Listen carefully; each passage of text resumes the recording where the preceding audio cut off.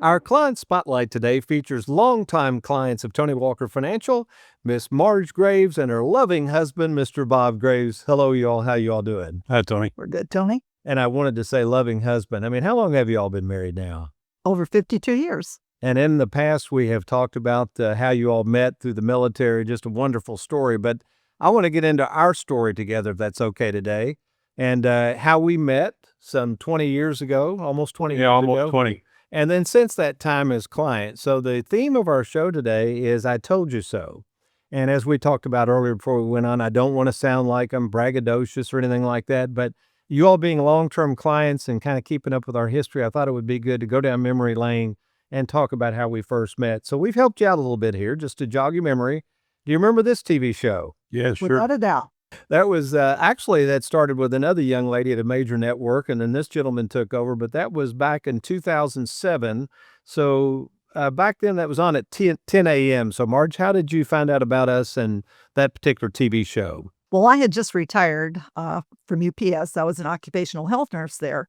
And I had a fair amount of money in my 401k, and Bob was still working. And we had met with somebody from the bank that we utilized, and he recommended who we should work with.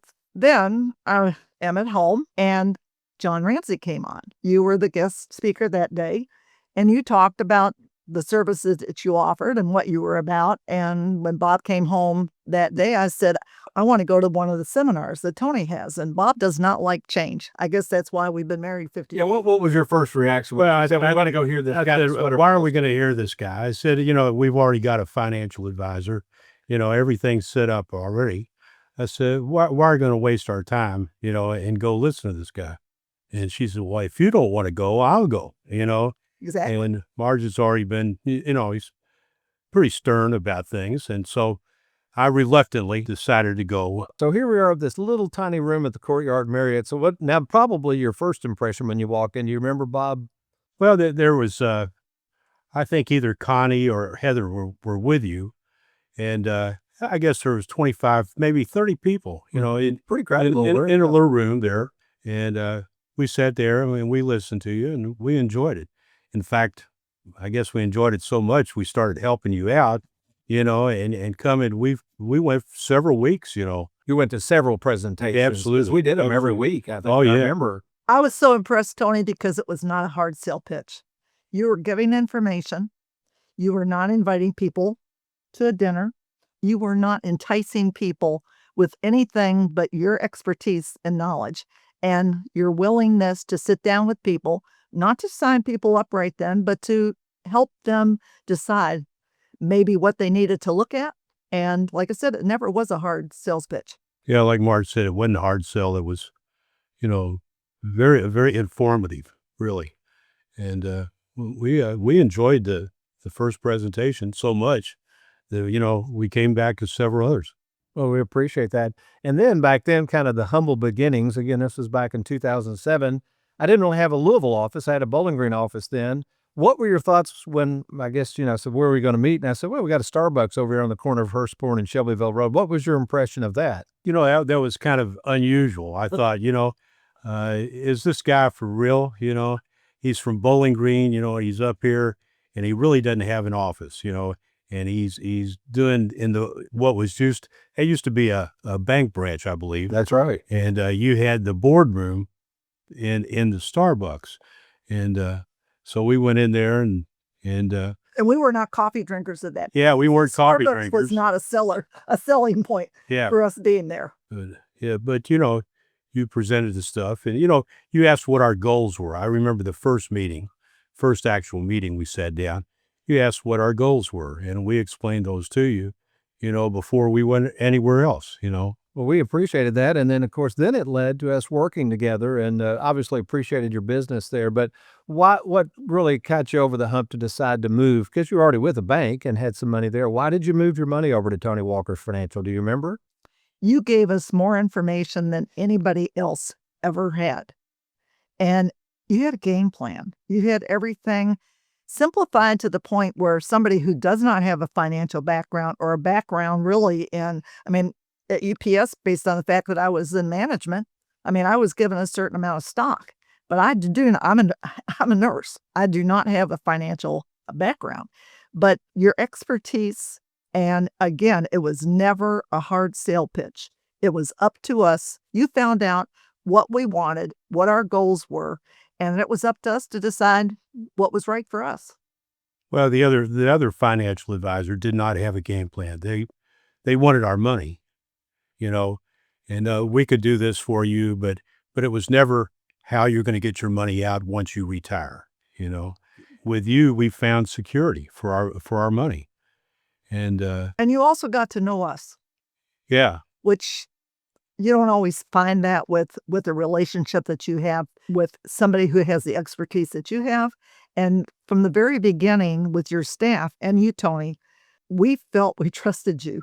And that, you just don't always have that when you meet with people and you don't know them well. Well, I think when you're dealing with a person's life savings, there has to be trust. That has to be number one thing. And like Marge said, we felt confident that you were the one that we could trust with our money. I appreciate that. And you've seen the humble beginnings. I think I had 3 full-time employees back then at that time.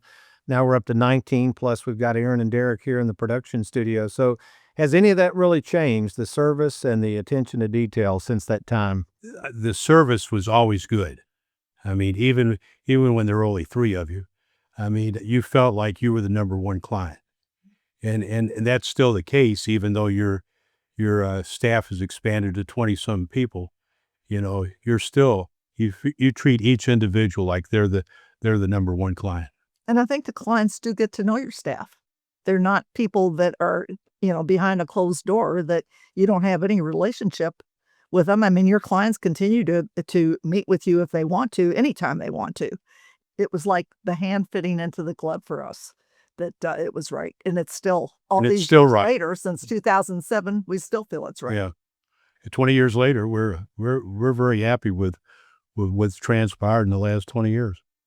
And speak to that a little bit. Now we're into the year 2025, and Bob, you've even commented on that. In fact, if we go back to the days when I was on the network television, sometimes the network would have on a different guest following me, and you even said one of the guests even would refute what I just said. Right. And now as we fast forward, what's happened to the industry with all the people that are now offering maybe secure products and annuities versus back then? I think back then, usually if you wanted a financial advisor, you went to the bank or, your lending institution, something like that.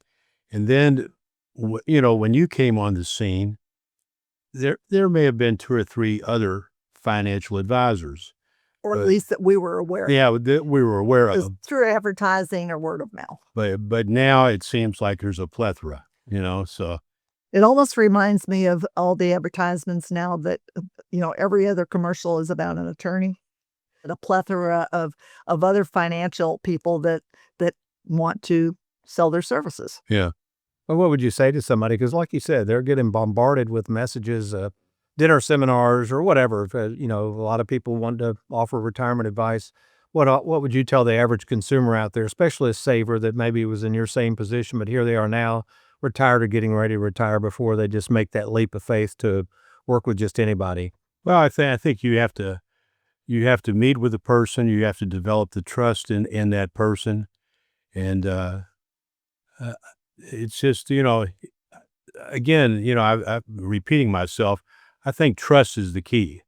You're trusting somebody with your life savings, and it could be either good or bad. And people knock annuities, but I think that's because of the surrender charges that people don't understand. But your staff provides service. You and your staff provide service that there's never a time that we get put on hold and wait for 5 minutes before somebody will get back to you. Your staff does an excellent job of knowing how to provide customer service, Tony. So that kind of helps the whole trust. Oh, yeah, absolutely. Absolutely. Yeah. Just like Marge said, if you call and whoever you're asking for is unavailable at that time, that person gets back to you right away. I mean, it's not the next day or 2 hours later. It's probably after they've finished whatever they're doing.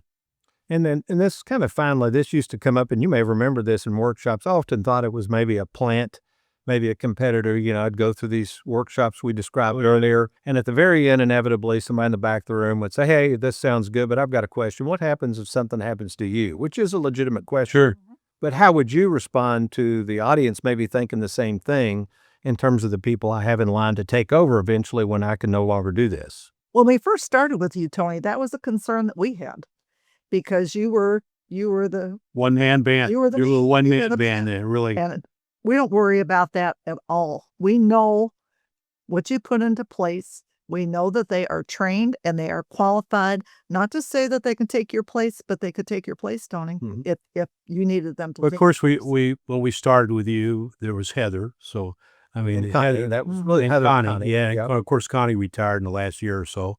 But, since then, Trey and Wes have come on board and we feel comfortable with them. I mean, we've actually grown, to know them over the years since they've come on board.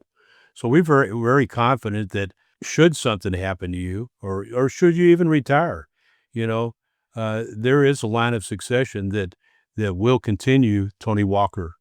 Well, that's very good. Well, so I appreciate you so much. Hopefully many more years to come, but regardless of what the future might hold, we appreciate your business and trust so much to both of you. Thank you. Thank you, Tony.